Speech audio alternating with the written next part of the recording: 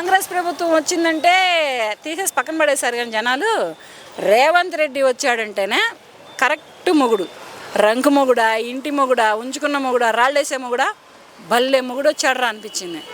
కానీ ఆయన ఎందుకు అంత సైలెంట్గా ఉంటున్నాడు? మరి ఆయన ఏం చేస్తున్నాడు? ఆయనకి ఈ విషయాలన్నీ తెలుస్తున్నాయో లేదో, మరి ఎమ్మెల్యేగా ఉన్నప్పుడు ఇవన్నీ తెలిసినాయో లేదో, ఎంపీ స్థానంలో ఉన్నప్పుడు తెలిసినాయో లేదో. ఆయన వార్డులో కౌన్సిలర్ కింద స్థాయి నుంచి ఎదిగొచ్చానని చెప్పాడు. మరి అంత ఎదిగొచ్చిన ఒక మిడిల్ క్లాస్ వ్యక్తి ఒక సీఎం అయిన తర్వాత మరి ప్రజలను ఏం చేస్తున్నాడు? ప్రజల ఆలన పాలన ఎక్కడ పట్టించుకుంటున్నాడు? ఎక్కడ సోమాజిగూడలో ప్రజావాణి ఎక్కడెక్కడ జనాలందరూ తీసుకుపోయి అక్కడికి వీళ్ళ కొలువులు ఉంటాయా? వీళ్ళకి ఉద్యోగాలు ఉంటాయా? కనీసం వీళ్ళు పొట్టకి పేదోడే నీ దగ్గరకు వస్తాడు, ఉన్నోడు ఎవడు రాడు. పేదోడు ఓటేస్తేనే నువ్వు గెలిచావు, ఉన్నోడు ఎవడో నీకు ఓటు వేయలేదు. ఉన్నోడు ఓటేశారంటే ఎవరు